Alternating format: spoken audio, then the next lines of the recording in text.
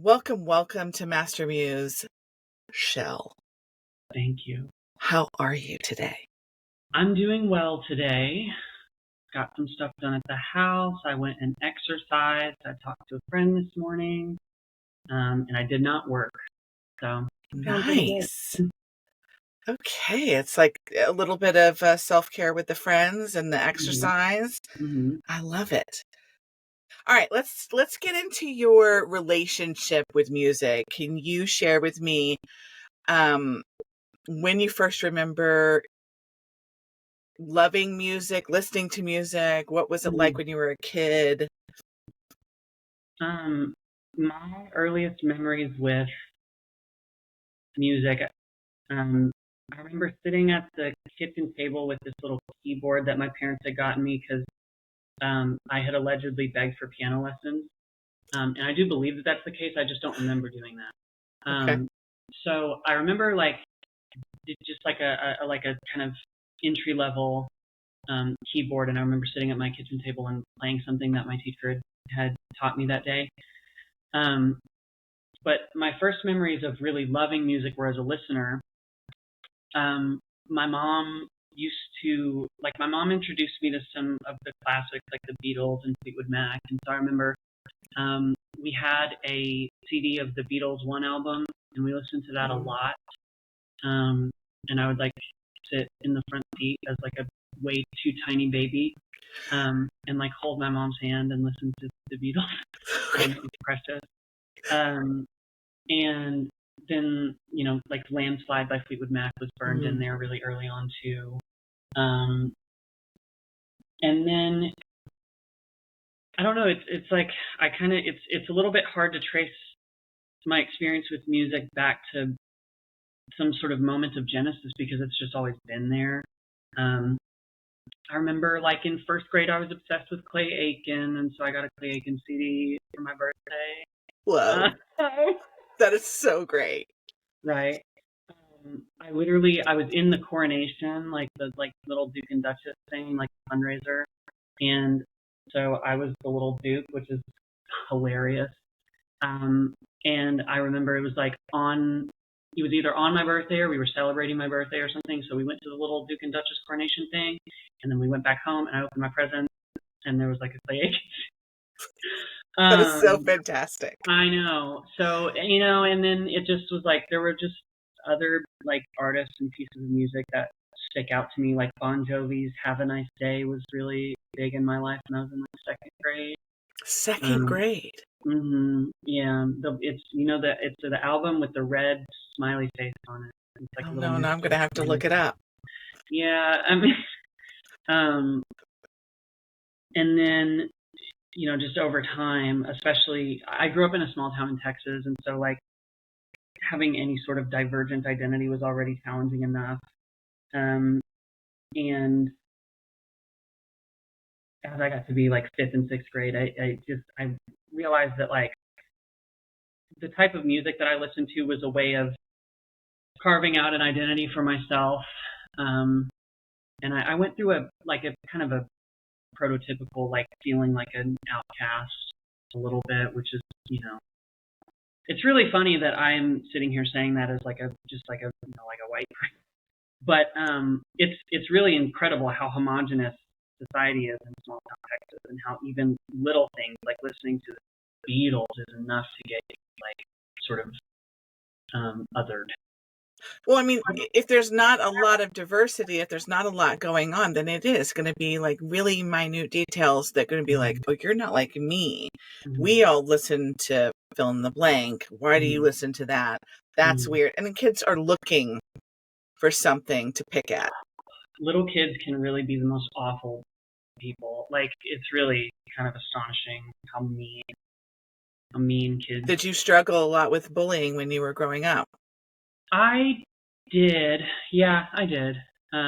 It's been a little bit difficult for me to recognize that because I have kind of been operating most of my adult life under this understanding that other people get it so much worse, and so it's not really for me to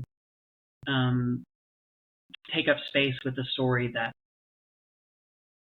or to take up space with the story of how I was bullied when other people were bullied so much worse.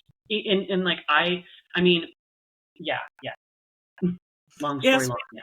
I mean, but still, it doesn't mean that your experience wasn't your experience. I mean, if we go around saying, oh, well, at least I didn't die when fill in the blank happened. It's like, because other people died. It's like, well, but your experience still shaped you and affected you the way that it did. So therefore it still had impact and and it's valid, the impact that it had on you and shaped you. Yeah, it's really been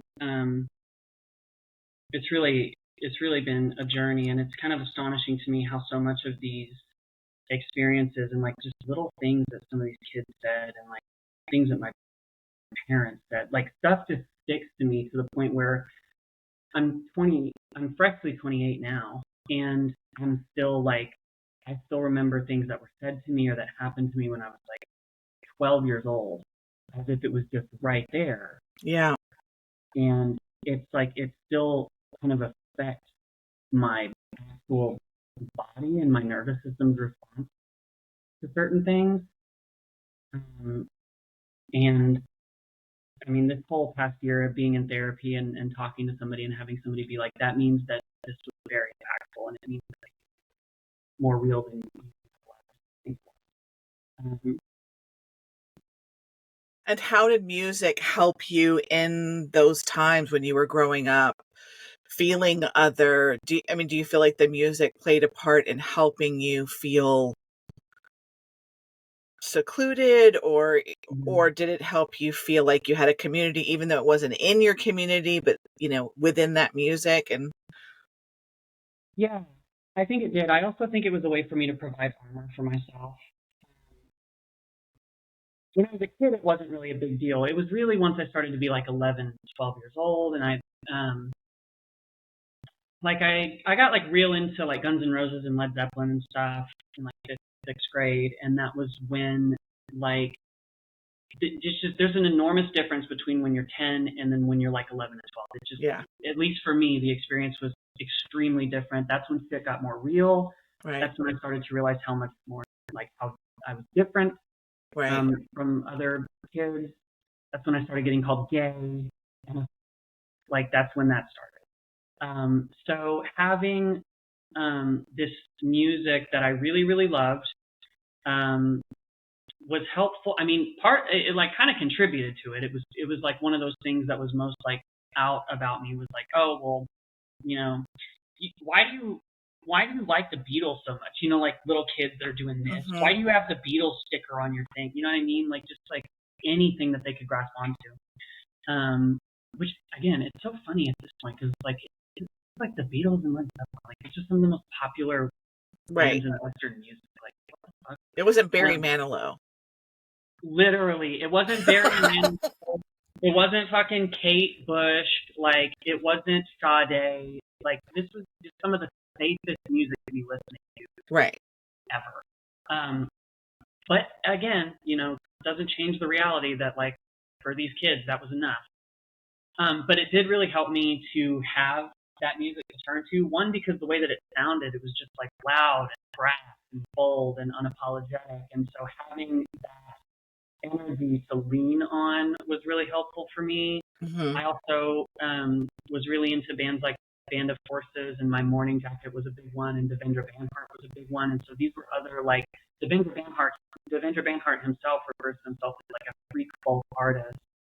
And so having somebody else that self-describes as a freak made it's like, well, there's this other guy that I really like and who's making this art that I really connect to, and he calls himself a freak, so you can't hurt me. Like it's like you're kind of, it's like getting called names by a kid and being able to be like, well, you're actually kind of right. And that's okay. Like you call me a freak, I am a freak of the coolest things about me because I'm not like you and I don't want to be like. I mean, I feel like that's the sad thing is that you can't explain it to children. I have 4 of my own. And so I have had this conversation over and over again with my children. So you don't want to be like everybody else. I know it feels like you want to be like everybody else, and it's painful to have anything that is different about you But in the end, I'm going to be the most proud of you if you are your most individual self, that no one can point at them and go, I know 15 people just like you. Like that, I would be so excited for people to go, I don't know anybody like your son or daughter, fill in the blank, because I want my children to have their own individual identities. So were your, and if this is too personal, you don't have to answer, but were your parents helping you with your identity? No. Okay. No, they were not. They actually made it worse. I'm sorry. I appreciate it. But I don't know. At this point, I'm like ready to talk about these kind of things because they did make it worse. They made it more difficult. My dad was maybe one of my first bullies. What do you wish that you could have said as a teenager or young person to your parents to explain to them how powerful their words were? Or what do you wish that they could have understood? Well, I wish they could have understood that they didn't know me. They had me when they were very young, and they made a lot of good decisions. They did well. They provided, good, stable living and structure and,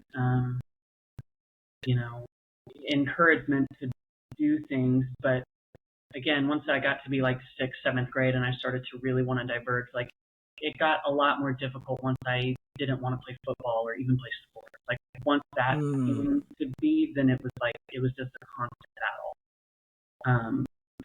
And what did you want to do alternatively? Nothing or something else? I wanted to, at one point I wanted to skateboard, and like at one point I wanted to be in a band, and the response was always like, well, you can do all those things, but you're not quitting football. And what I kept trying to, it's like, I can't do all of these things. Like, it's not possible to do all of this and be the best at everything. Like, I can't, I was just held to an impossibly high standard. And at one, again, this was a battle that came up over and over and over and over again. Trying to, tell them, like, I'm not 8 years old anymore, and I don't want to play football. I don't care about football anymore. I'm 12, like I'm 13. This is like when children are sort of going through this transition. Right. And I tried to explain that, and it just was like, it was just like I was being stonewalled entirely. It was non-starter. What was their motivation? What were they hoping football would do? I think that it was like this obsession with the idea that the only way to teach values of, being on a team or whatever was playing sports. I mean, it's a typical small town Texas attitude, which is like, you have to learn a sense of work ethic and, making commitments. I don't exactly really know, honestly, because even when I was that age, it was just like, when you're in a band, people rely on you. Like, right. There's other ways where you can create community outside of a sports team. Exactly. So I don't really know. This has come up with my younger two. I have a 8-year-old and a 7-year-old, and my ex really wants both of my children to be in a physical sport at all times. And I'm like, well, I'm not saying it doesn't have any value, but I'm not willing to spend my nights and weekends with my family, grabbing something to eat, sitting in the cold, sitting in the hot, so they can play a game that, how long are they going to play it? He's 7. And, the likelihood is he's not going to be a professional fill in the blank. And though I think that it has some value, I don't know that it does whatever magical thing. And he thinks it does something really magical. Like he still talks about, well, had it not been for this sport, I don't know what had happened. I was like, you were a terrible teenager. You're in Yeah, trouble well, all of the time.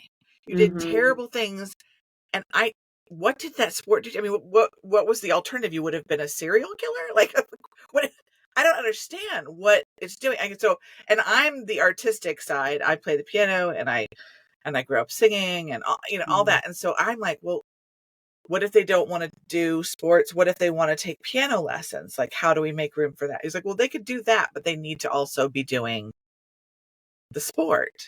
Yeah, that attitude makes absolutely no sense to me because for one, it's very obvious that this person is, I mean, and this is something that my dad said a lot too. I think it's projection. It's like that's great for you, but how Right. on earth does it apply to an entirely different human being? And like I think that these team sports or individual sports, there's value in sports, whatever.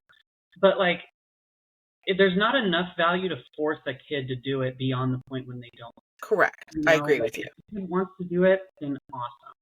And I think Right. there maybe even is value in like kind of pushing a kid to be like, listen, you said you wanted to do this, and I know that Right. you don't A want to. So it's season. like, let's see it out Right. exactly. We'll do But the beyond season. that, Right. in my experience, it was like I got injured when I was in sixth grade. Because I took a coach's instructions too literally because he told me to stand and hold a dummy and let a kid run into me, and I did that, and then I broke my wrist. And I just remember there being like a little thing about the coach trying to tell my dad, like, listen, this kid is just like real skinny and like is not really built for this sport and doesn't really seem that into it. Like, this kid is not a football player. And I think I remember my dad just sort of laughing back and being like, don't tell me what my kid is or isn't. Like, I'm going to show you. And it just kind of got, projected onto me. And the experience was like, when I was in seventh grade, I didn't want to play, but it was like, nope, this is your first year in junior high. You got to give it a try. And it was like, okay, well then in eighth grade, it was like, nope, you got to play one more year. You got to finish junior high out, and then we won't make you play after this. And then after eighth grade, going into ninth grade, it was like, nope, there's a new athletic director, and this is a great new head coach who won a state championship, and he's going to turn it all around. And you haven't tried it out with him. You're so closed-minded. You have to go in and you have to give this a try. After this, we won't make you. So it's 3 years of like sort of waving this flag in front of me, and then I ran to it, and then they moved the goalpost. And then after my freshman year of playing, I had had enough of being bullied by my father, and so I just decided to gaslight myself into wanting to play football again. And I just bit hook, line, and sinker and went full like trad male. Like I forced myself so far back into the closet that I was just going to give everybody what they wanted from me. And funnily enough, I was the best player on the team, and we went undefeated, and it was great. But then again, it was like that was the 1 year that I actually decided to play for myself. And even then, after that, I didn't really want to. But then again, the message was right back like, nope, you're going to be on varsity this year, and you have to try it out. And you wanted to play. Like it was just I was never really allowed to make decisions for myself. And now I really intuitively understand how like like controlling my parents were. So they did not help with my identity exploration at all. They, in fact, made it much worse. Um, and I now, as an adult, like have just had to almost reparent myself. And I feel like now at 28, I'm kind of just now able to like, provide for myself and, um, you know, empower myself to do things that I want to do. As a parent, I think that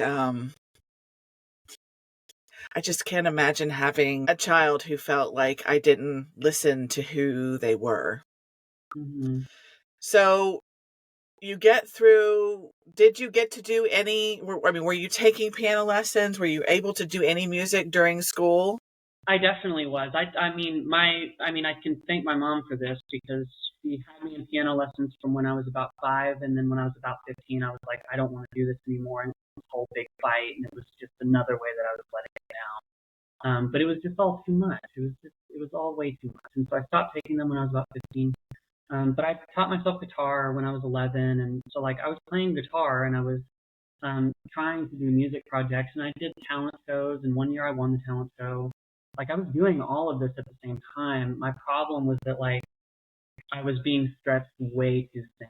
Mm-hmm. And when I got to be 13, 14, I started to um, just get more expansive with who I wanted to be, and I wanted to pull in all sorts of different artistic influences. And I, at the time, was able to recognize that, like, I just don't want to be spending 20 hours a week at football practice.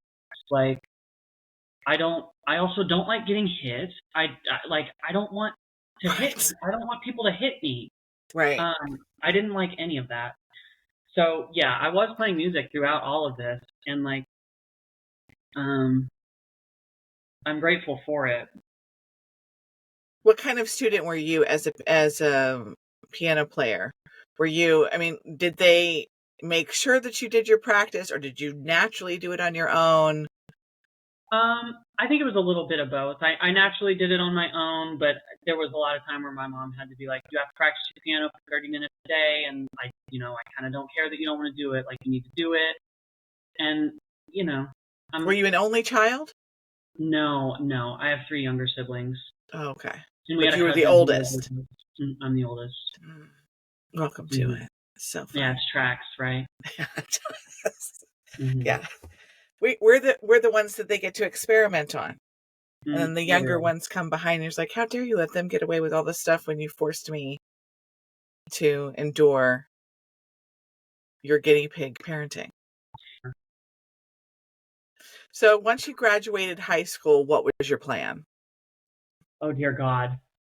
So part of the, like, chameleoning and gaslighting myself, and like part of the armor that I built up for myself when I was a sophomore in high school, it wasn't just playing football. It was like going full on, like, I'm going to play football and I'm going to be masculine and I'm going to listen to all the music that my dad listens to, and I'm going to be country and I'm going to start hunting again, and I'm just going to be everything. And so then I got it in my head that I was going to go into the military. And not only did I want to go into the military, I wanted to be a Navy SEAL. So from sophomore year of high school, or about the end of my freshman year of high school, to like through high school entirely, I was just like, I'm going into the Navy. I'm going to be a Navy SEAL. I definitely developed like a borderline eating disorder because I was tired of being so skinny. Because that was one of the things that people were just constantly commenting on. Like, I remember the day when I was 15, I was like, I don't ever want to be able to see my collarbones again. And so I started lifting weights and just like eating a lot to the point where I would just be like, so my plan when I graduated high school was to go into the Corps of Cadets at Texas A&M and join the SEAL platoon, and join the most like frothing at the mouth, rabid, insane outfit in the Corps of Cadets. And I joined that outfit. It was called H1. Hopefully they don't even exist anymore because they're insane. But it took me about a week of being in the Corps at A&M, like the very first, like the freshman orientation week, to be like, oh, dear God, I can't do this. What was going on? What was going on in the Corps? Yeah. Oh, my God. Have you ever heard of this? Do you know what it is? Okay, yeah. Do you know what ROTC is? Yes. Okay, so the Corps Cadets at Texas A&M is like insane levels of ROTC. So it's not just normal ROTC where you like live in a dorm or maybe your little apartment, and like Tuesdays and Thursdays you go to school in your uniform and then you like have an ROTC. It's like you live in Corps dormitories, you wear uniforms all day, every day. Like, you're not allowed to go into academic buildings out of uniform. So it's like this whole, it's a student organization is what the Corps Cadets is. But it's like a student organization that simulates military life, basically. And Texas A&M University is like a farm for especially Marine Corps officers. Like, it's the largest academy for like producing Marine Corps officers outside of the service academy. But it's just like, I mean, it's like every second of your day is regimented, and like, in the dorm rooms, you have to walk along the walls in a certain way. Like, your shoulder has to be in contact. Just all sorts of little bullshit rules that I convinced myself that I wanted to do. And you're just getting screamed at by the upperclassmen who, there was a moment where I was like, I don't live at home anymore, and I'm getting screamed at by like a 19-year-old. Like, right. Like, this doesn't make sense. I don't think this is what I want to do. Piece of shit who's just as scared and insecure as I am, Right. screaming at me because he's a year older. Like, fuck. So, so it was just, yeah, it was nonsense. And luckily, I realized very, very quickly that I wanted out. I deliberated on it for another week or two, and I started to make the moves to actually quitting the corps and just joining normal college. And my parents were kind of like, "Oh shit, Jesus Christ! Like, this has been this big thing you wanted to do," and they also did not want me to go into the military. I had to keep this secret from them throughout my whole high school career. Why didn't Like, they want you to go into the military? That sounds like a perfect plan for them. I know they don't. I mean, they recognize that the military is highly dangerous, and that Okay. you're just going to get sent to do you're just like going to go fight a war on behalf of the senator who stands to make a lot of money, or Right. you know what I mean? Like, Right. it's so bizarre that they have this awareness that it's like it doesn't really take. They have this awareness, It's like you and pick yet and choose the awareness that you're having. exactly, because I think, what was going through my psyche at the time was like, I'm sick of getting bullied for like just for people being able to sniff that I'm transgender, basically. Right. And so I'm going to be as masculine as I can. So not only am I going to play football, I'm going to do the most masculine thing possible, which is to join the military, and then I'm going to join the most elite squad of fighters. And then that will allow me to be this hero, and then I'll probably get killed, and then they'll all be sorry. Like, it was like that level. Oh no. So yeah, it was really intense, and so they did not want me to do that. But they, And you're in the corner going, "You'll see, you'll pay," yeah, because you didn't have the tools at the time to be like, "You have been hurting my feelings for years." yeah, I never stood a chance. Um, so I'm really, really thankful for a friend of mine named Will, who was also in the. He's like 4 years older than me. He had also joined the corps and then quit. And I called him, and I was like, "This is how I'm feeling. I don't know what to do." And he was like, "I don't know why you're even on the phone with me. Like, you obviously don't even want to do this. And this is a student organization, and there's 100 other student organizations that you could join. So if you don't want to do this one, you could just quit." And that was like the first time anybody had ever even given me the permission to just quit. You don't want to do this. It's obvious. What are you asking me for? Just quit. And so it was really valuable to hear that and to learn how Thanks, to quit Will. that. Yeah, thanks, Will, for empowering me to quit something that I was, obviously not wanting to do. So I quit the corps, and then, finished college out. I started playing music, or I started actually trying to seriously write music and perform it live and everything, with a band under my own artist name, and made my first EP and did all that while I was in college. So, Okay, what was that like? What was that process like? um, How'd you put your so, band together? This is my favorite oh question. gosh, it How'd you was, put the band together? there was I went to school at Texas A&M in College Station, and College Station has a little sister city called Bryan. Okay. And in downtown Bryan, there is like just a really tiny but mighty music ecosystem.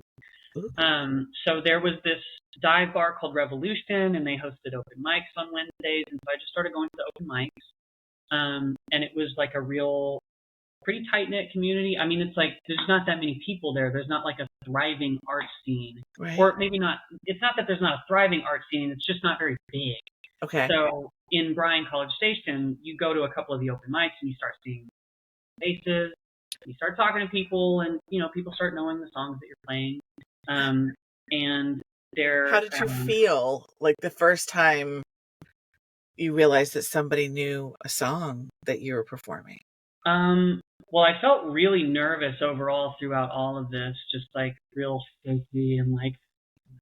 Okay, tell me about your process, before you started performing, because I have a friend who really wants to do music, and she sings beautifully, and she's writing songs, and the whole thing. She's like, "Well, what do I do? Where do you go? How do you do open mic?" And I was like, "Listen, from what they're telling me, which I keep asking, they just say you got to do it." But tell me about the first time that you went, how you were feeling, or maybe even the first couple of times, and how did you get past the shaky nerves to just still do it? Yeah, and I do want to preface this by saying, like, I had done, like, I'd performed, like, I'd done piano recitals and Okay. talent shows in high school and junior high and stuff, but Right. this was just, like, different. This Right. is like a stage that's not my high school cafeteria. This is just like a bar with people sitting around. I was definitely, like, just very nervous and very, like, constantly checking the lineup to see who's up and to see when I was. And, like, it's really, I know it can be really frustrating when people are like, I don't know what to do, because literally the only thing to do is do it. I think a mental cue that you can keep in mind is that, like, if you if you're going up to perform at an open mic for the first time and you're feeling nervous, most people do. Like, you're on trend, you're on the path. Like, Right. most people feel this This way. is everybody. Yeah, This is how nobody's it is. getting up there and being like, "What's up, everybody? Here I am." Exactly. And if they are, then that's like, like, get with them, because they'll probably, that confidence will rub off on you. Okay, that's Um, great. That's great news. I love that. Find those people. yeah. So it is like, as I understand it, it's like what almost all of us go through is that nervousness, Yeah. and, like, you kind of just have to do it. And if you feel like you crash and burn your first performance, that's another thing that I feel like everybody feels that way. Like, I still have the video clips of my first open mic, and they sound terrible to me, but they didn't sound terrible to anybody that night. And it helps to have friends. That's what I also would say to somebody. Like, have a friend come, or if you have, like, a couple of friends or, like, some coworkers who just, like, tell them straight up, like, I am doing this open mic and it's really important to me, but I'm really nervous and it would mean a lot if you would be there. Like, please come. If Yeah. people, like, when you talk like that to people, in my experience, they tend to respond and they'll show Yeah. up. And anybody, honestly, is, this has been my experience with doing this new thing. This is not something that I've been doing forever. This is Mhm, something that I decided 3 years ago that I wanted to do. I have no experience whatsoever, mhm, but I decided I wanted to do this thing. And I'm going to tell you, I've gone through several cycles of, what are you doing? Who do you think you are? This is mhm, ridiculous. And so then I'll have to go to my friends and be like, so, like, do you think that, like, I could, like, I'm gonna do okay? Like, do you think it's weird, like, when you listen, and I have to go through this whole kind of process with them just to pump me back up again and go, you're right. Yeah, no, this is what I'm good. Right. No, I do want to do this, and this does matter to me. And, uh-huh, so you need to have those, people around you, and they get inspired by your boldness. Like, the mhm, reason they want to come and support you is they're going, oh my God, look at Chaelle just up there, they're just doing it. And mhm, did you hear them when they started whistling? Who mhm, whistles like that? The mhm. whistle is so pure. Yeah, they whistle. No, that's them whistling.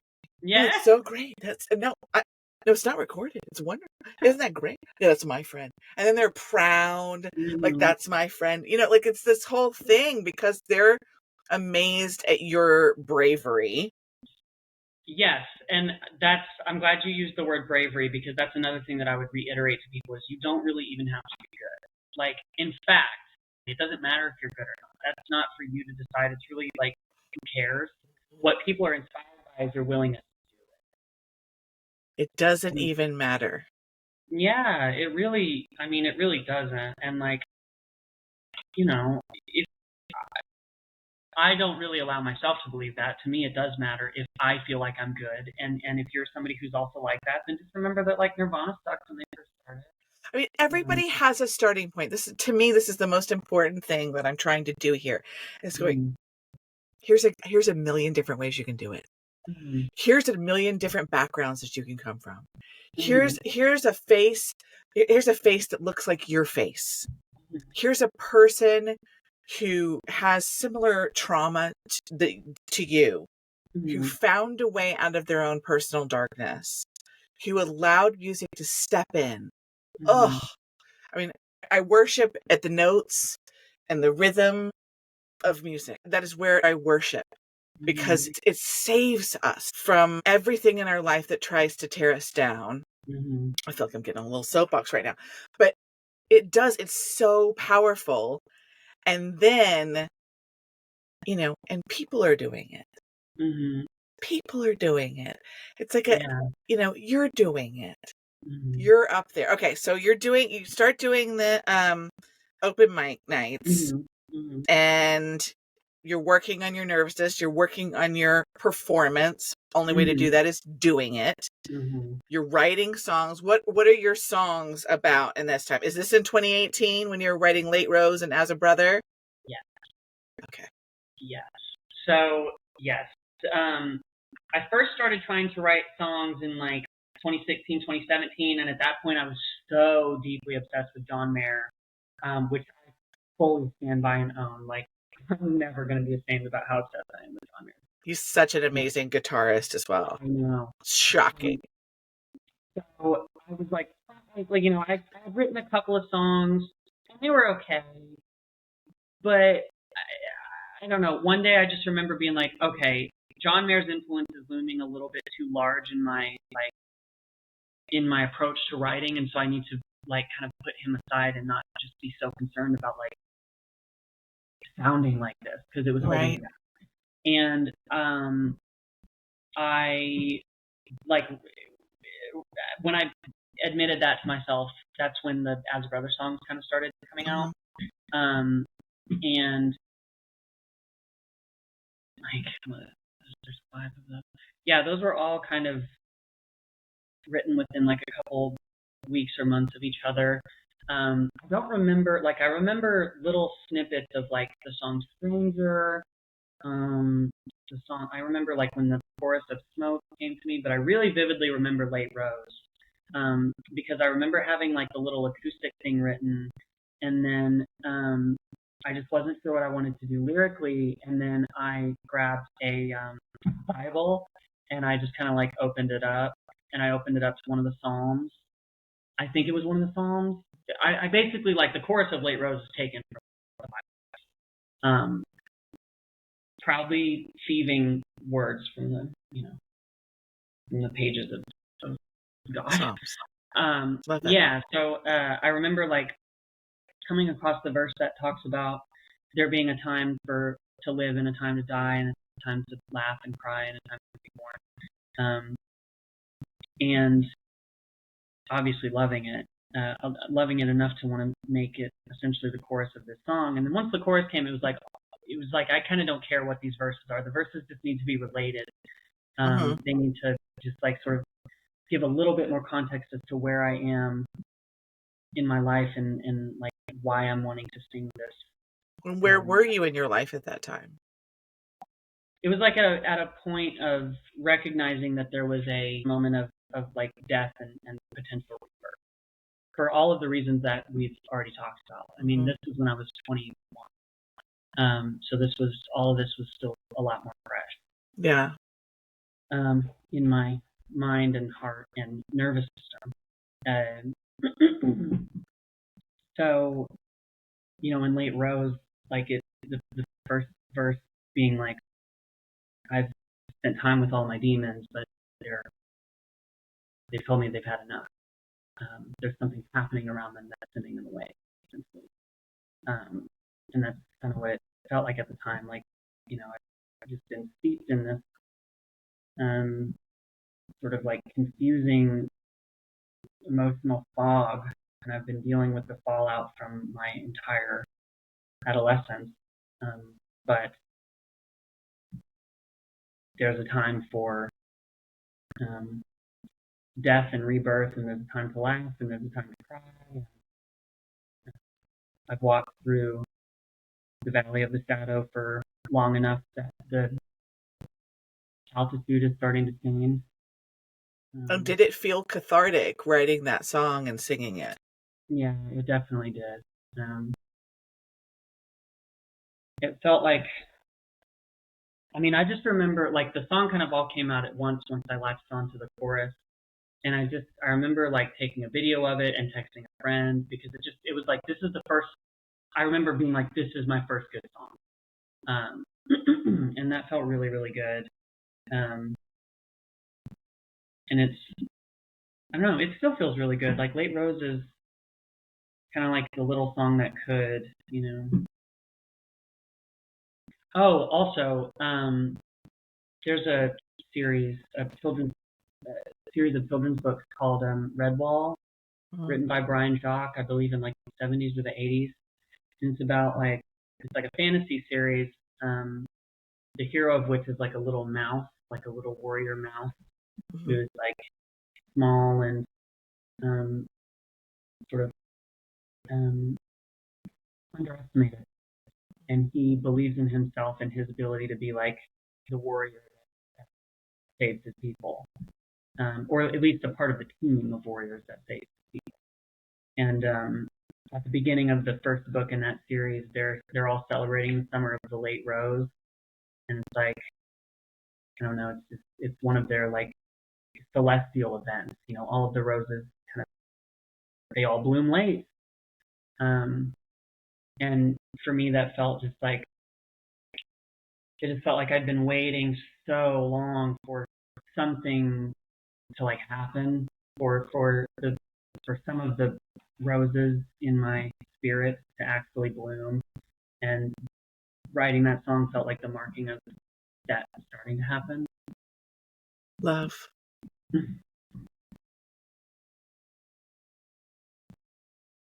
Love. Okay, so that As a Brother EP comes out in 2018. Mm-hmm. We're still in Texas? We're still in College Station, Texas.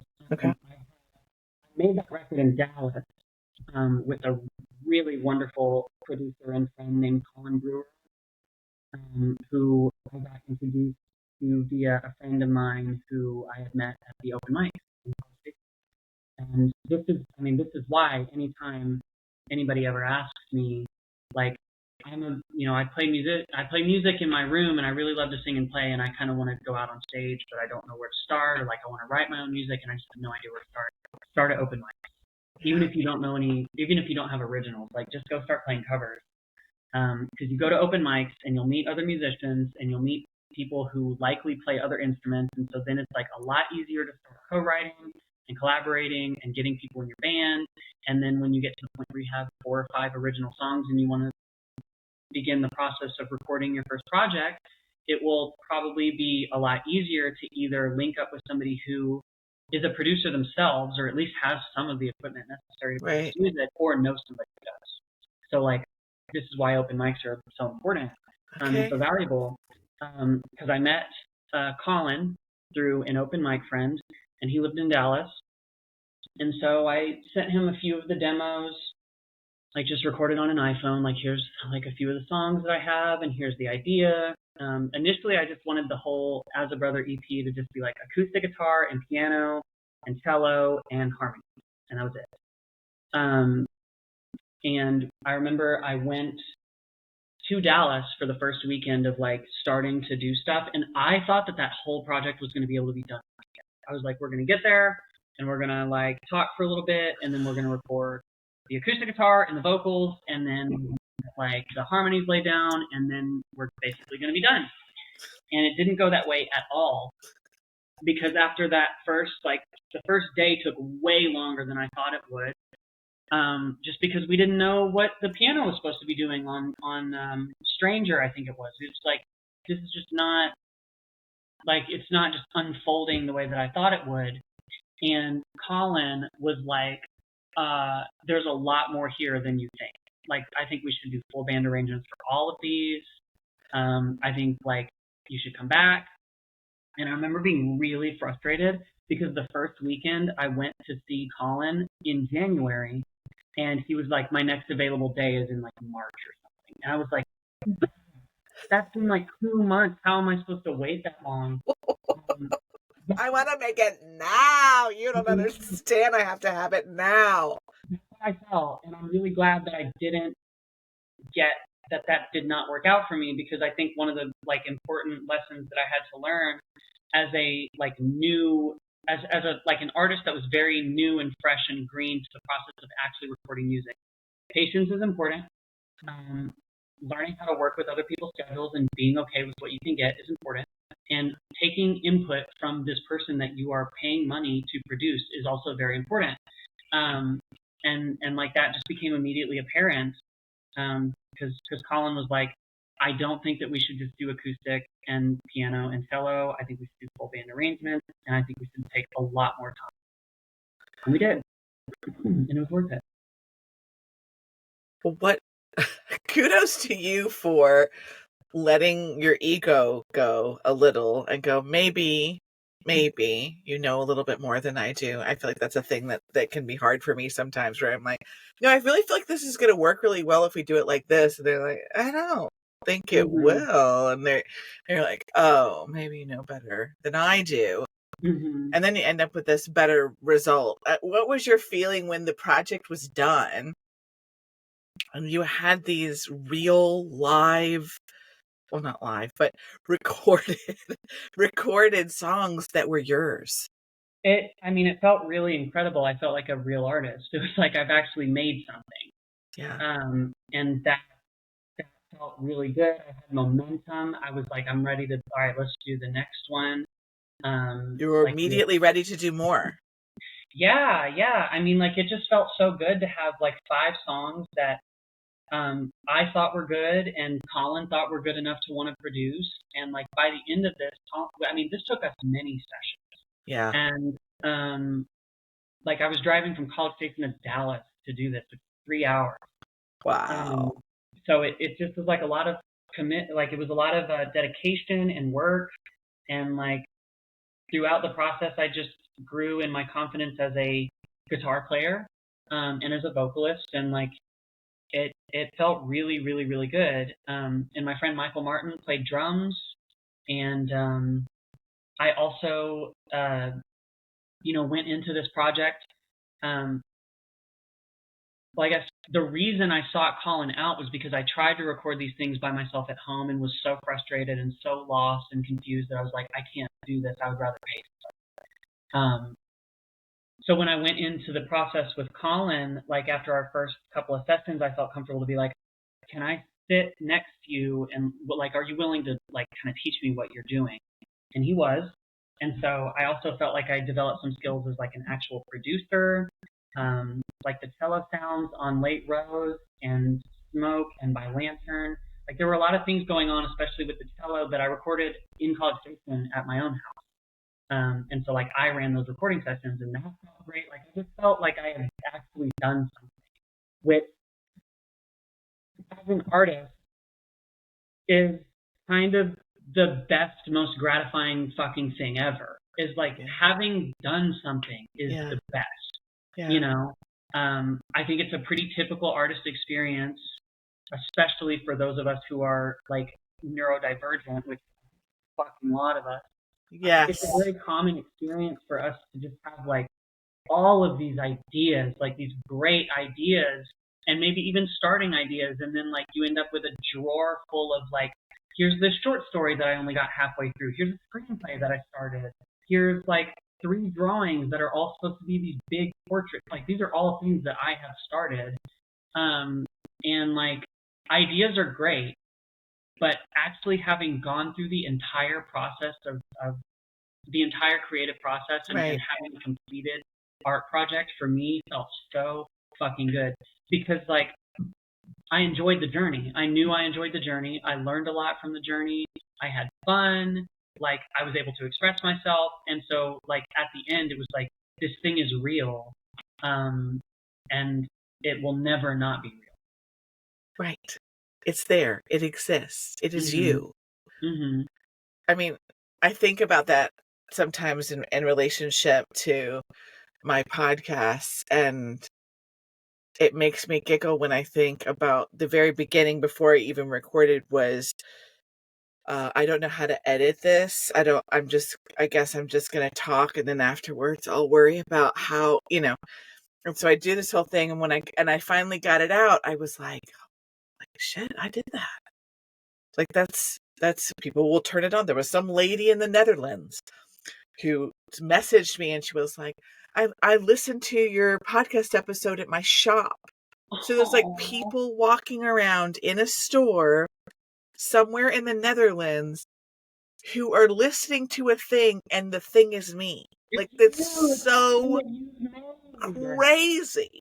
It's beautiful. And it feels like I don't know. And my other thing is that, I want people to make their music. Like, I want Mm-hmm. them to find their calling, and I want them to sit in their open mic places. I want them to, because I don't know that I don't need that song Mm-hmm. that hasn't, that they've just kept in their bedroom, that they Mm-hmm. haven't, and I do feel like, I do think you're right. I think there are a lot of neurodivergent people. I was talking about that with my son today. I was like, I think they're more neurodivergent than there are typical in the artist world. Like, forget Mm-hmm. musicians, just the artist world, because you have to, like, it's like these little portals that you have to, like, go, oh, what's over there? And Mm-hmm. that's how you end up doing, 3 random drawings that was like, how did you do that? You draw? I was like, I guess. Yeah. Like, I didn't know I drew. Yeah. But it's such a magical thing. Okay, so now you have your first EP. It's sitting out there. You're ready to do more. Mm-hmm. What was your next thought? My next thought was to make another EP, basically. Um, and I had like, I've been writing new songs throughout the process of recording as a brother. Um, so my next thought was to basically get started recording them, and we did. I So the love that. song "The Hammer" and "Simple Friend" and Yeah. "Older," and then there were like 2 or 3 others that were going to be a part of this EP that I was going to call Rosenthal. That I just was like, I just lost steam for. I was like, these actually, like, they're good. They can be played live, but we don't need to spend a lot of time and energy recording them. I'm just not as excited about them. Okay. Um, so we recorded and released "The Hammer," and then we recorded and released "Simple Friend" and "Older."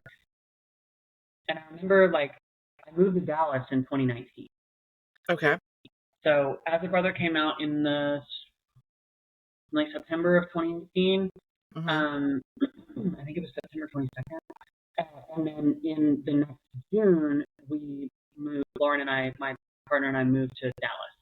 Okay. So I was near Colin. Um, so we moved, and I was like trying to get settled and trying to write new songs, and Colin and I were recording stuff. And throughout the year 2020, my plan was basically like, The Hammer is coming out, and I think it was released in like March or April of 2020, and Simple Mm-hmm. Friend came out in like June, and Older came out in maybe July or August. And so my plan when I moved to Dallas in 2019 was like putting a band together and, get it moving, like Mm-hmm. start to get immersed in the ecosystem of live music here, and to start swimming around in the pond, and like trying to get on bigger bills, basically. That's always been, like, for me, based on what I've seen other artists, like what I've seen work for other artists, is like, if you can develop your live show, if you have good songs and you can develop your live show and you have a good band and you can get some amount of people to come out, all of that for me is in service of getting the attention of a bigger artist so that I can get invited to go on. And so that's kind of like, it was like, for that to come to fruition, I need to start playing shows and learning how to book venues. And it was all this like really big, mystified process that I didn't exactly, I was just like, I don't understand how people are booking shows. Like, how are people doing this? Okay, so how are people booking shows? They're just doing it. This is Are the they big calling deal. the place and go, can I play here? I think it's via email mainly, which this is my experience. Okay. Because, like, again, like, I have had this experience multiple times throughout my life in multiple different areas where at some point I just realize, or it dawns on me, or somebody just takes me aside and is like, this is exactly how this works and nobody's ever going to help this way. But booking shows is one of these things that I've just been like, it seems like everybody else knows how to do this and I don't. And then I realized that, like, the big secret that nobody's telling me is that there's no secret. People are just doing it. So what I did was basically like try to go through the order of operations as to like what has to happen for there to be a show. You have to have a band, you have to have other bands, you have to have a venue, you have to have a date, all that stuff. So based on the advice that I was getting from other musician friends who had a little more experience, when you're trying to book a venue, it makes it a lot easier for yourself if you can do all of the work for the venue. So if you can approach the venue and be like, I am Michael Witt and I have a band and we would like to play at your venue in April. We would love a Thursday night or a Friday night, and we're open the whole month. We've also got these 3 other bands that have agreed to play. Because then they don't really have to do any work. They just have to say, oh yes, the calendar's open Thursday night. Okay. So that's what I started doing. I started planning release shows for the singles, The Hammer and Simple Friend and Older. And like, obviously this was in 2020, so it became clear by like January, February that like this is not happening. So all of my like live music momentum just kind of got set aside. The songs still came out. And then I basically just leaned really heavily into TikTok and had like a little viral moment. And then just like spent a ton of time on the app and, you know, tried to establish myself as like just like an indie music thought leader with, you know, whatever, but it just ultimately ended up being like, I actually don't want to do this. I don't want to spend all my time talking about music and talking about the process of being a musician. I'd rather just make music. Right? I'll do the other part. Yeah, I mean, honestly, that's like one of the things that I realized is like I'm putting all of my energy into this one thing or this one approach, and like the end game of what I was trying to do was being somebody like Rick Beato or I don't know, Paul Davids or something. And there's nothing wrong with those people. It's just not what I wanted to do. Right. I don't really want to be like a music influencer. I'd rather be a musician and let all the influencers comment on what I'm doing, you know? Yeah. Ding! Here I am. Yeah, that's what I want to do. I want to talk about all of you. Mm-hmm. I want to give everybody the opportunity to share their story and tell me what your plans are and how you're going to change the world with your lyrics and your song and how your performance is going to light people on fire or illuminate them from within. Yeah, that's what I want to do. People like you are angels. Well, I appreciate you saying that because I think people like you guys are angels because you let me do this thing.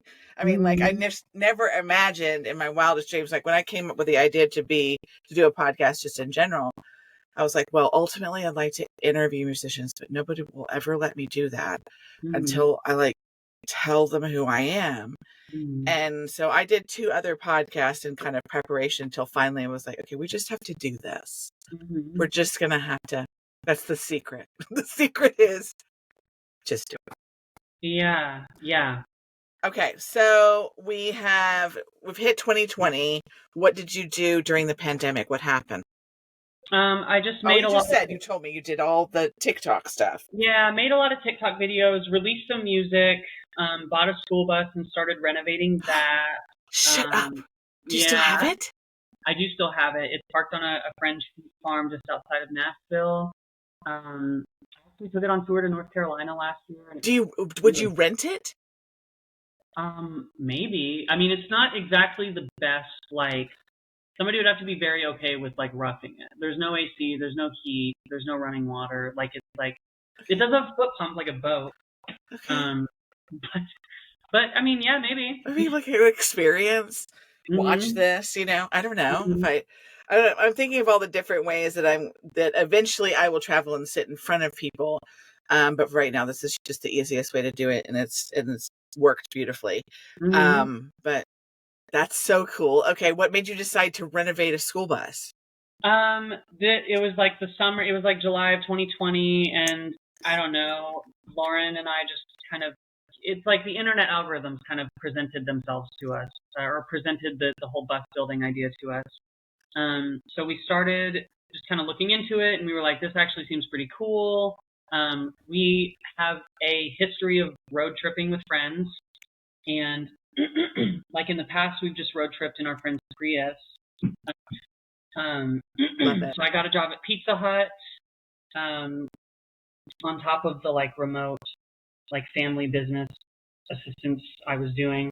And the Pizza Hut job helped me save up some cash, and then I bought the school bus via online auction.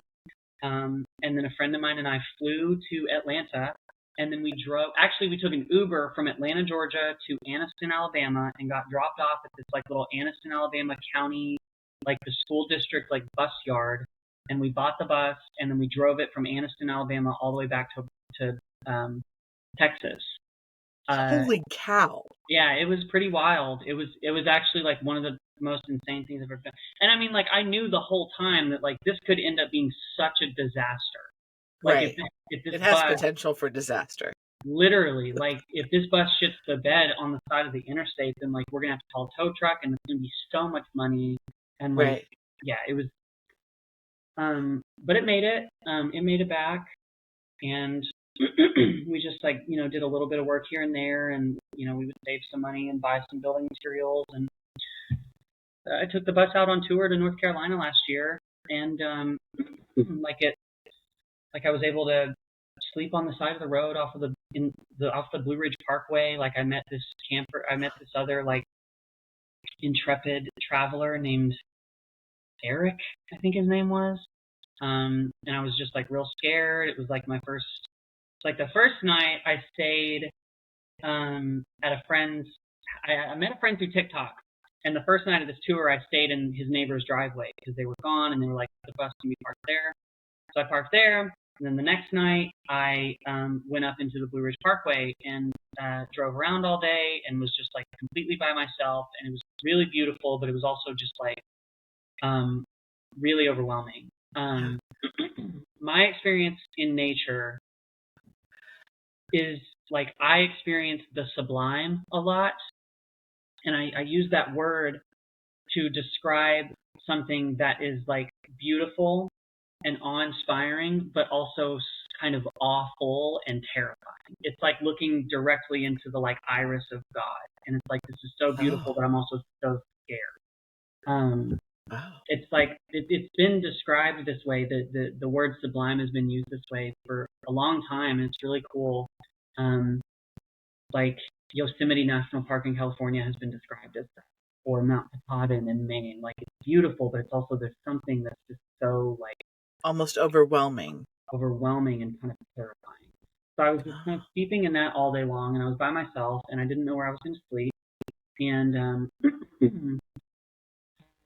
drove. I don't even remember what led me to make this decision, but I was driving and I decided to turn off of the Blue Ridge Parkway and go up on the road to Mount Mitchell.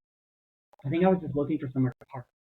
And there was a guy who was in like a 90s Chevy Dually with a camper attached to it. And I parked behind him, and I just sat there and waited until he came out.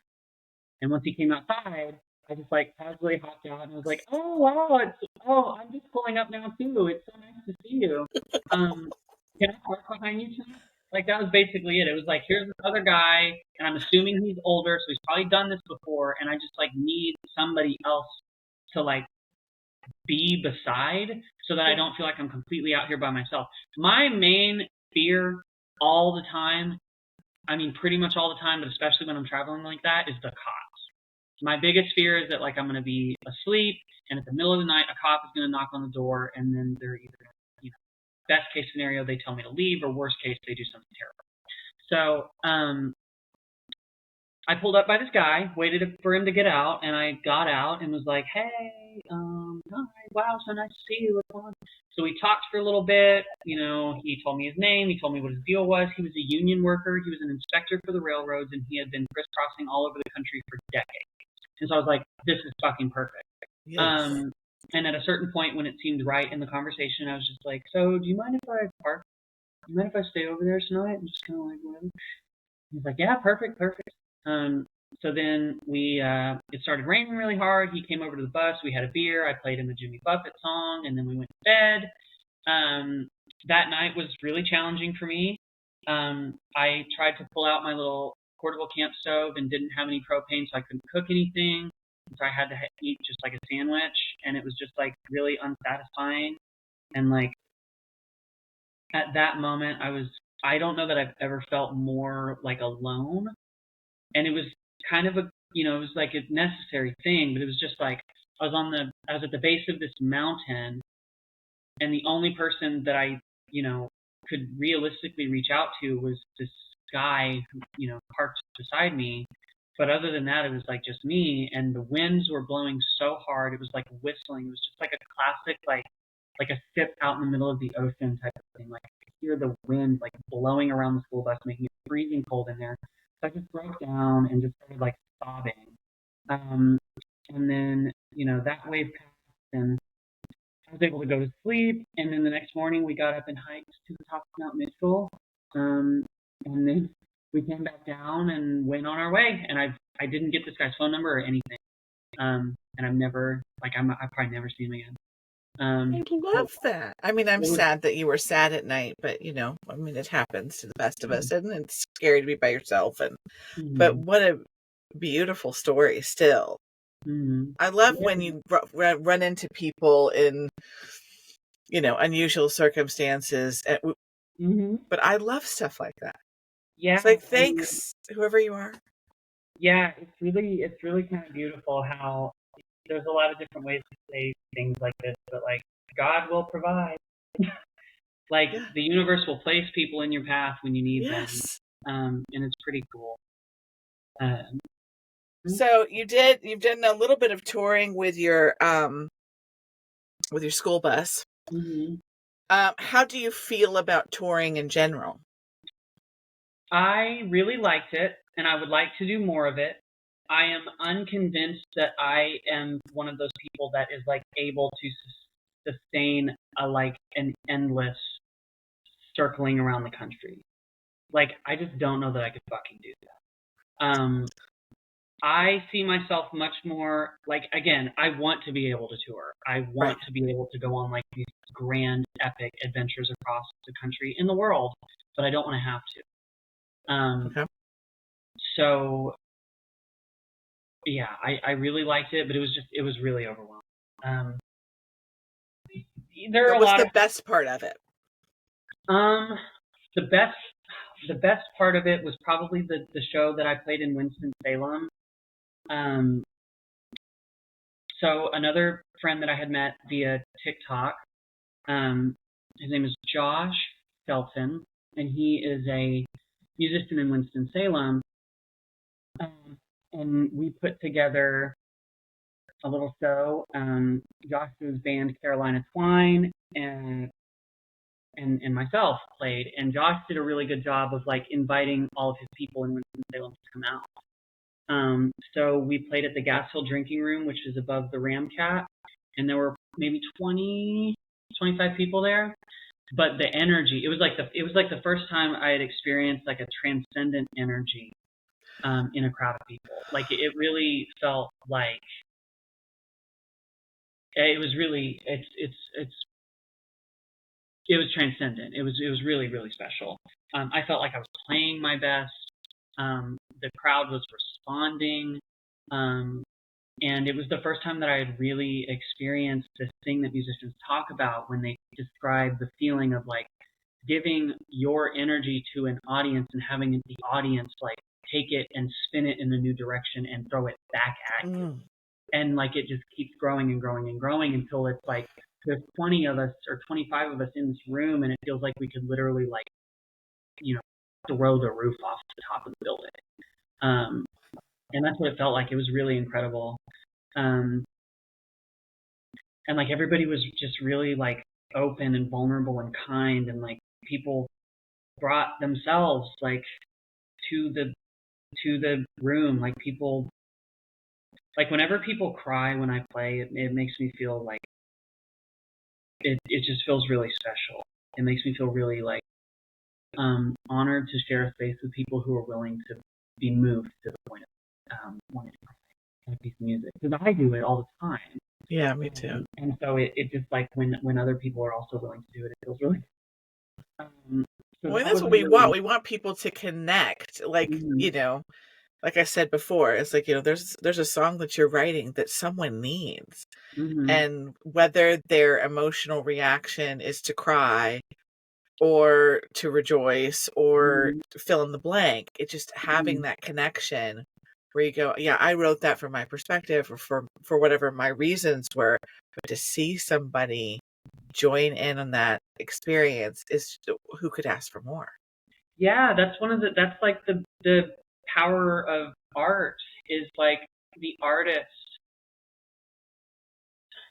goes through this process of like emotional alchemy and transmutes all of this inner stuff and makes it manifest with this piece of art, whether it's a painting or a piece of music or a television show. And people engage with that piece of art and then like make it their own and integrate it Mm-hmm. into their own internal world, and it becomes like part of them too, and it's really special. Mm-hmm. Let's talk about um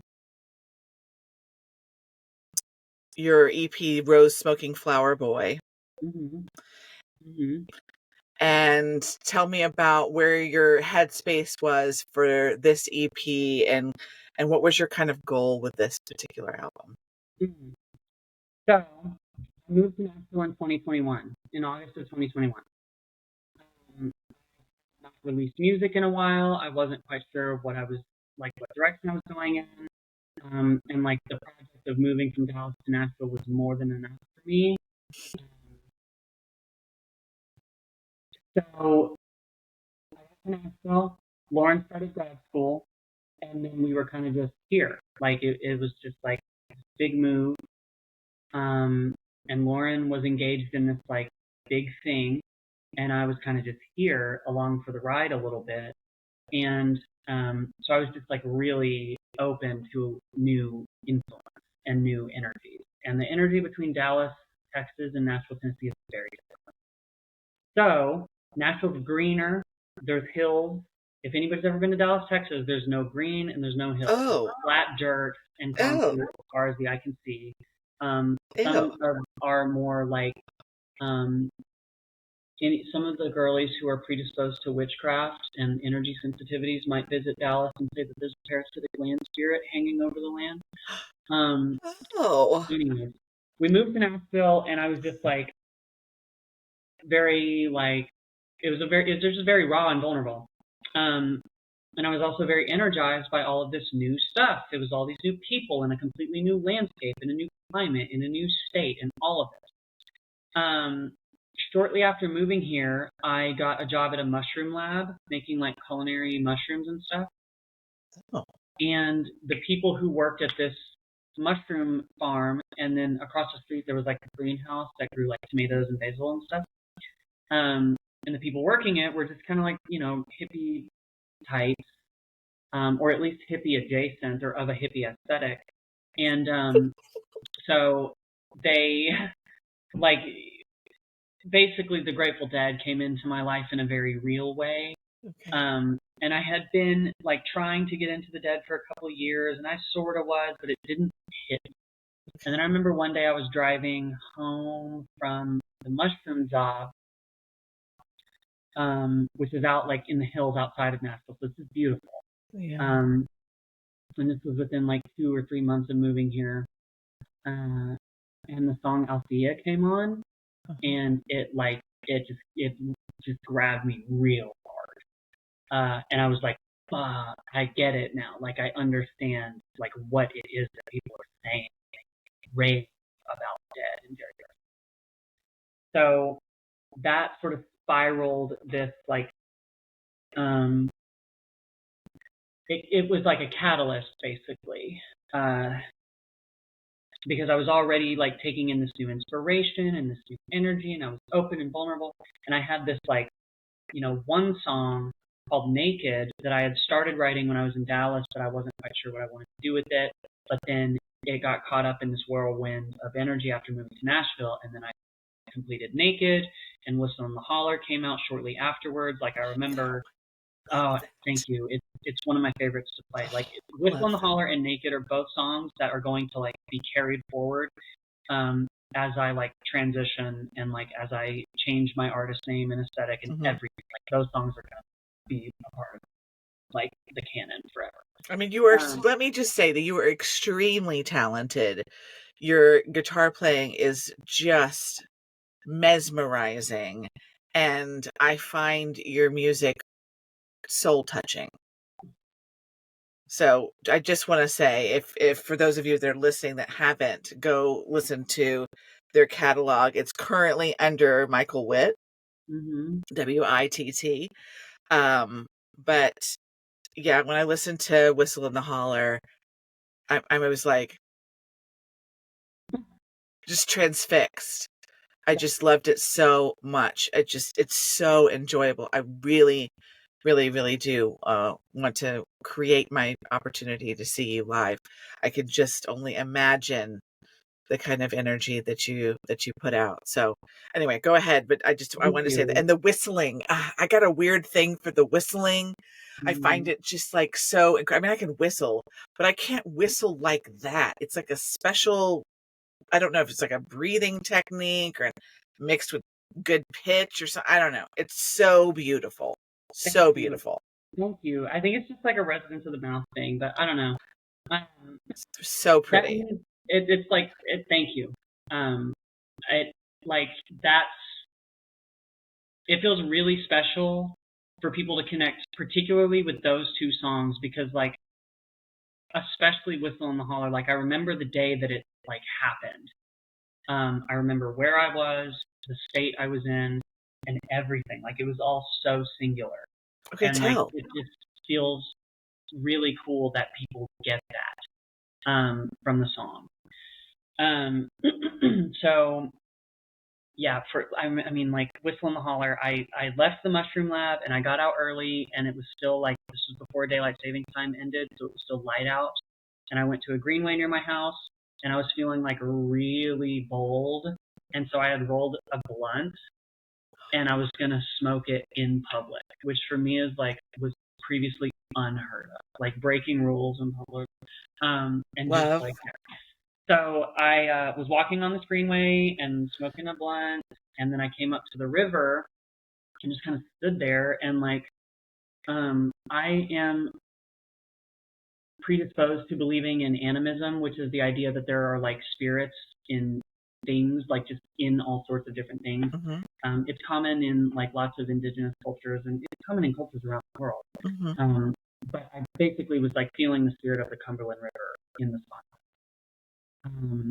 And I don't remember much else. It's just like the song kind of just existed after that. Yeah. And then the other songs on that EP were written, like Sweet Jane was difficult. Like that one took a long time to just like, there's a lot of just like grindy writing, which I hate doing, but it's important. Charlie or History Mystery was like I don't know. That song is about a cowboy wizard. I don't know how like clear the lyricism makes that, but it's about a necromancer who like is wandering the desert and comes across a town whose king has recently died, and the townspeople are like all up in arms, and they expect the wizard or the cowboy necromancer to like resurrect the king. And then by the end of the song, the cowboy, the narrator, comes to find out like they just wanted me to resurrect the king so that they could like get this guy and take all his money because he like pillaged the town. This is like a king who like, you know, made himself rich off of the backs of the people in the town. So like that one was a real fun one to write because I was basically just like, I want to make like a sort of Grateful Dead, Paul McCartney kind of nonsensical, like epic, larger than life kind of feeling. So History Mystery, Charlie Kine with that. Heaven Doesn't Say the Same on that album I'm really, really happy with because that's an older song and I had released a previous version of it that sounded very, very, very differently. But I very much prefer the Rose Smoking Flower Boy version just because it's like weird and it's got these weird little sounds. My mom got me this Russian instrument called a balalaika. It's like a little stringed instrument. It's like a triangular guitar looking thing, Okay. small and has 3 strings. and it just had these 3 rusty strings on it, and I was like, I just like picked it up and started playing a slide on it, and so at the end of Heaven Doesn't Stay the Same, the Rose Smoking Flower Boy version, you hear this little like, and it's the little balalaika thing, and so it's just got this real wonky, goofy sound to it, but it fits, and I really love it. I love that. I was fortunate enough to be able to record, like a friend of mine named Anushka Alcantara did the background vocals on Heaven Did the Same. And I made that entire EP on TikTok Live. Like I filmed the entire process. I live streamed the entire process. I recorded it all at home by myself because I didn't have Wow. any money. And so it was just like, I need to do this. I have to do this myself. And like, basically my idea, once I had the songs written, this was maybe around April of 2023. And like, I do not have a robust studio at all. I have like one microphone. I made this album on a Dell Optiplex, which is like a little office computer. It's like a little desktop computer that I got from an office supply reseller in Dallas. And the computer was made in 2013, and I had just like upgraded the little components. And I was just like, this is what I have, so this is what we're doing.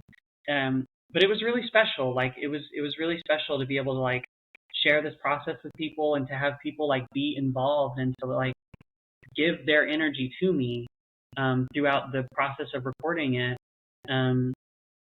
Like on Sweet Jane on the EP, I left in these moments, like in some of my vocal takes, I was like talking to the audience that was watching on TikTok Live, and so I was like, y'all just sit there for a second. I'm gonna do another pass. I'll be done in a minute. And I just left it all in there because it was like, this is like, I would rather this EP, I would rather this project be an accurate reflection of where I was as an artist at the time than like a perfectly polished product. And it is nowhere close to perfectly polished. Like I listen back and it's like, I can hear the room. Like I can hear and feel the room that I was in, and I don't love it. But it ultimately like, the project was a success because it was the best that I could do at the time. And that's really that's the only standard I want to hold myself to anymore is like, am I doing the best that I can do? Am I being the most like open and loud that I can be? And at the time I definitely was being that. So I released Rose Smoking Flower Boy on the day of the solstice in 2023, or Jesus, it might have been it was 2022. Mm-hmm. Yeah. 2022. And played a couple of live shows with the band, like a little acoustic ensemble after that, and then I just crashed really hard and burned out and was like, I can't do anything. Like I'm so exhausted. And that lasted for a while, and then 2023 came around and I was like, I want to start playing shows again, and I want to start playing shows more frequently. So I just like started booking anything and everything that I could get. I started playing at a hotel down on Broadway, the Moxie, and that's like a 3-hour, maybe 4-hour. It's like a multiple hour cover gig type thing. And like some of the slots that I played were like 10 p.m. on a Saturday, and you're like in the fucking lion's den is what it felt like. Because it was really exciting and thrilling, but I really don't like going on Broadway, and like it was just like it felt like I had like peeled my face off, and just like my raw nervous system was exposed. Oof. But it was very valuable because I got paid, and I learned how to like book, multiple gigs and like sort of build up a little Rolodex of venues to play. And I also learned how to work a crowd. I learned how to like get in front of like a room full of strangers and very confidently come in and play like songs that people already know. And I got a lot more comfortable playing cover songs and playing original like renditions of cover songs. And I learned how to like win over a room of people and then play my originals. So it was very valuable, but then I burned out again. And I was like, I can't, like, I don't want to play live this way to this, with this frequency. I was like, Yeah. I don't want to do these 3-hour gigs anymore. It is nice to get paid, Right. but at this point I've adjusted my approach, and it's basically like, I'll seek those gigs out if there's something I need to save up for. And I think in order for anybody to continue on in the music industry, it's like you just got to figure out what works for you. And the Mm-hmm. worst thing that you could do is go, well, I'm burnt out, but here I go. Or Mm-hmm. I'm exhausted all the time. My mental health is shit, but here I go. Mm-hmm. It's like, no, there's different ways to do it. We don't have to do it the one way. We don't have to do 80 shows a year. Mm-hmm. We can find a way that works for us and still put our music out in the world. So Mm-hmm. I commend you for figuring out how to make it work so that you can give us your energy without depleting your spirit and your soul in order to Yeah, do it. thank you, thank you. I mean, that's exactly it. That's like part of the struggle, of being a musician today, is like having all of these examples of other people who have done it a certain way and it's worked out for them, and then constantly comparing the way you're approaching your own career Yeah. to other people. And like, it's very important to be willing to try things out, and to be willing to be like, I'm just going to spend this year playing as many shows as I can. And if it works for you, then you can keep doing it. And if it doesn't, then you should stop. Like, Right. And wherever that happens, I mean, that could be the case for 4 years in a row. And then you mm-hmm. go, this is too much for me. And then you go, oh, what does that mean? Do you mean it doesn't mean anything other than you recognize there's a period to pause. There's a moment to reflect, and we have to be mindful of where we're at. I mean, there's been times in my life where I can't believe, like, I wanted to go to all these concerts, so I was working a full-time job and I was Ubering every single weekend because my motivation was to get enough money to go to the next show. Mm-hmm. Okay, well, that was fine, that worked. And then after I wasn't going to all those shows, I was like, I don't have that motivation. Mm-hmm. I don't want to do that. I'm exhausted. I'm Mm-hmm. tired. I'm gonna Yeah, take a nap. I'm gonna yeah, sleep till noon. And we can change, and it doesn't make me less productive. It just, I, we're going to have the right priorities, and the priority needs to be that we're taking care of ourselves, our mental health, our bodies, and our minds, because yeah. it matters. All right. Tell me, what would be your ideal vacation? It could be a place, it could be things that you do, it could be both. Hmm. Well, I guess, as in my first thought goes to, my ideal vacation involves a mix of activities and deliberate non-activity. Okay. My ideal vacation involves a mix of culture, like city-based culture and nature. My ideal vacation involves lots of food, and lots of art.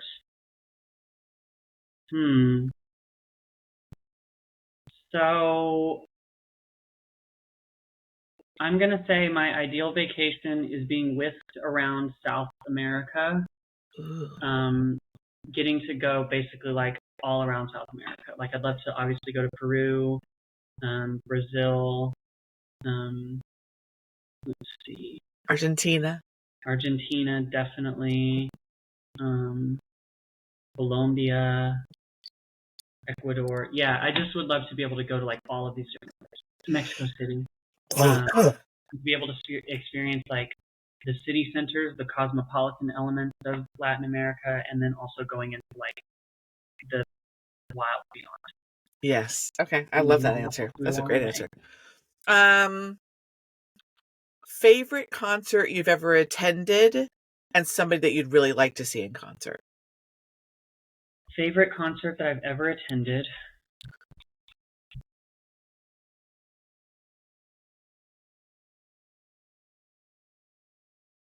It's a pretty hard one.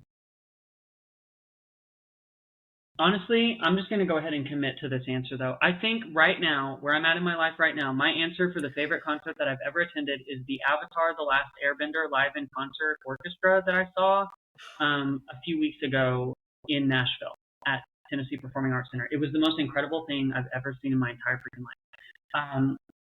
So they What had was this it like? orchestra.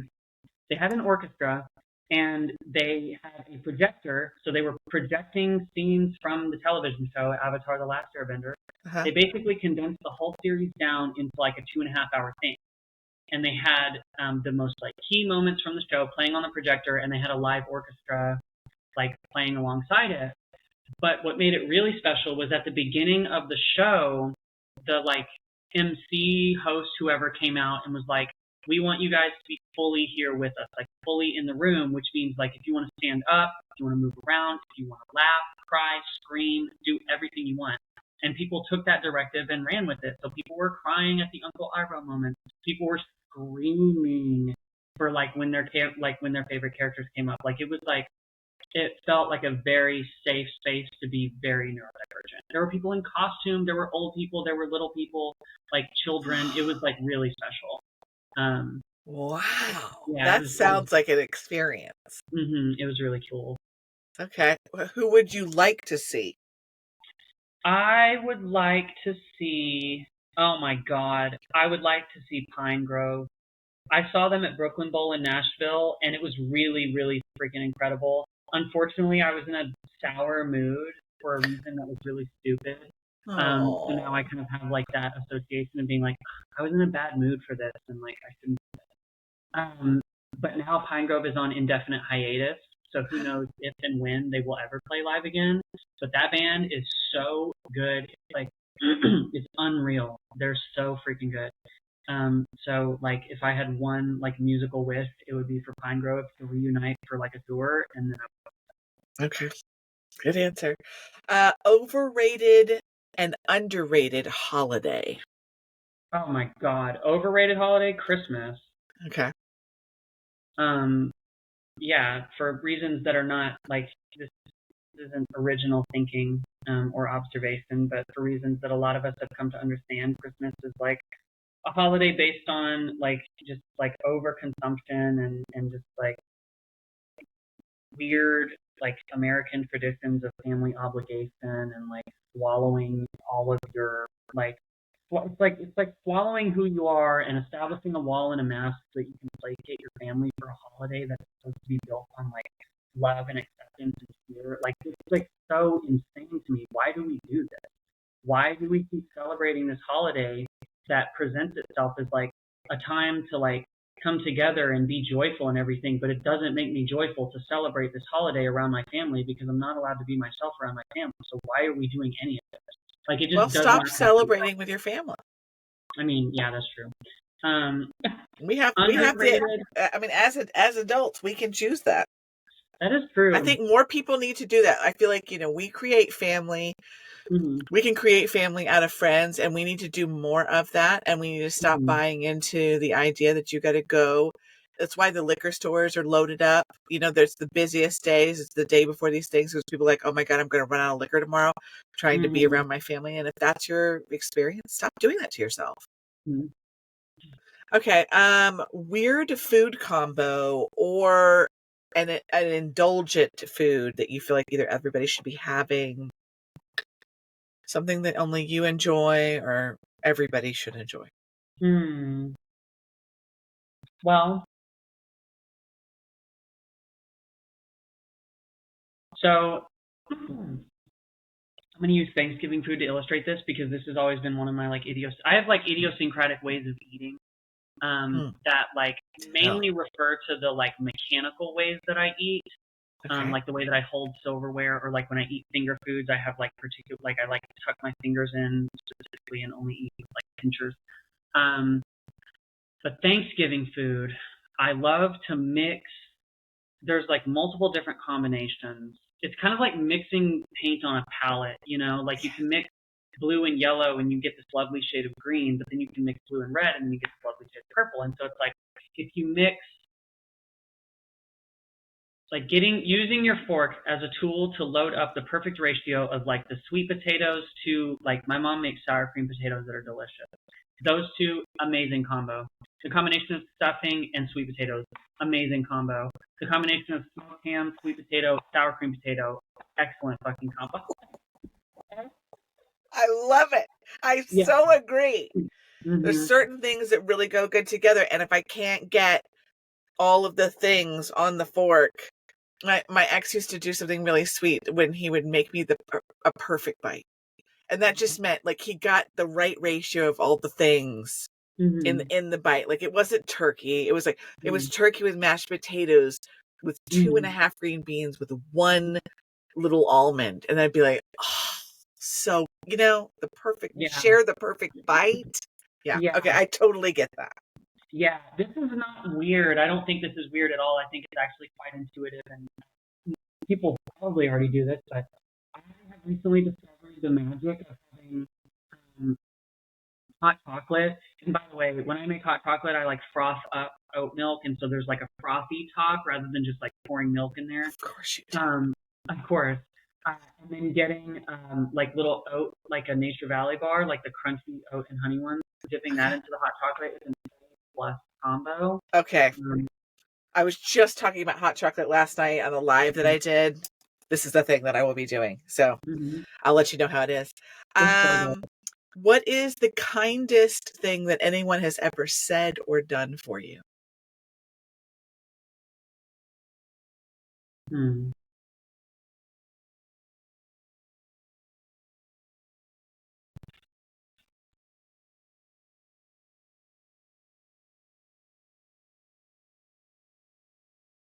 I think it's the way that my spouse, partner, wife, Lauren, has like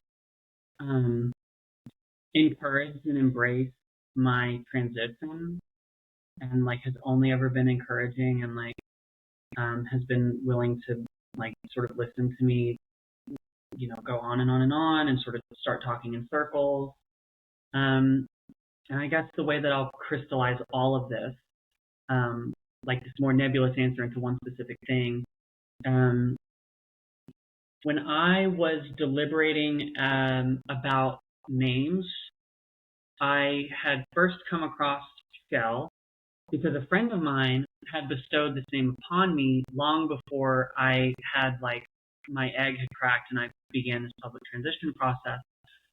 We were at a show together and she was like, "Can I tell you something right now?" And I was like, "Yeah." And she was like, "You look like something else. You look like Chaelle right now. Like you don't look like Michael. You look like Chaelle." And I was like, "Bitch, let's go. That's you. That's the greatest thing you could have ever said to me." So that's where Chaelle came from. But I still had this other name that was like difficult to explain. It was just kind of like being whispered from within. And it was kind of just like suddenly it was in my consciousness and it was there for a few months and I held it to myself and I like wrote it down a few times and was like ruminating on it, meditating on it. And when I told my friends that I wanted to go by a different name, the first name that I shared was Chaelle. And then I told Lauren that there was this other name that I might actually like better, and that name is Mara. And I told Lauren, and then the next day she came home and just approached me and was like, "Hey, I want to tell you something.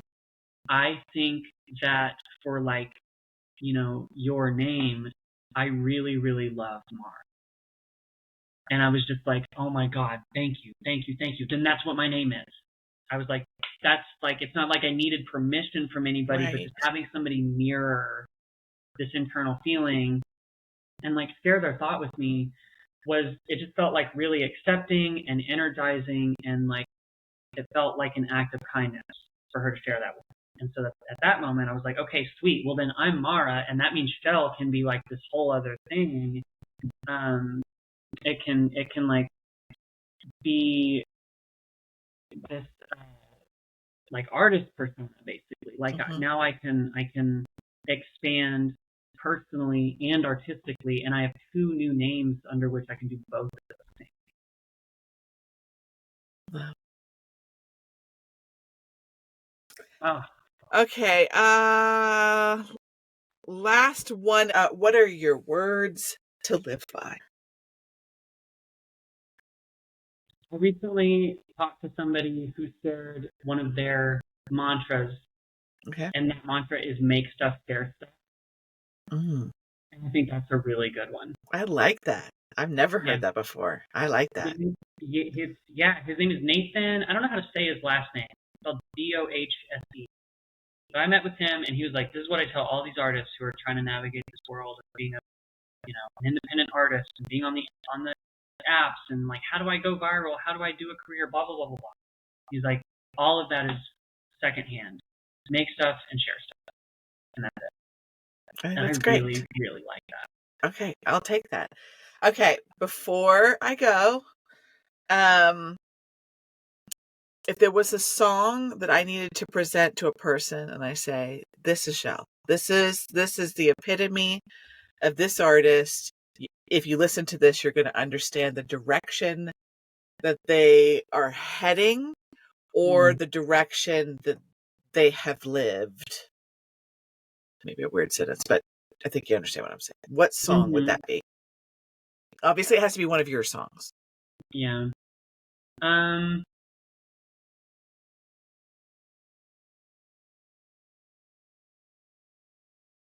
Probably Naked.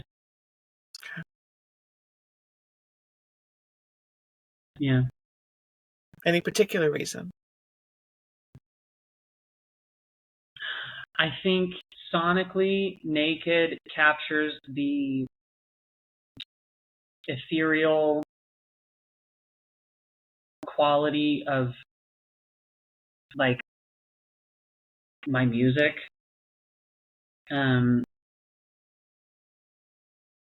I think lyrically it is, the final chorus, the expanded chorus is, we're naked. There's nothing wasted. We're stardust playing. So I think it captures this like way that I view myself and view the world and view like all of our places in the world, which is that we're completely exposed to the cosmos. We're all like,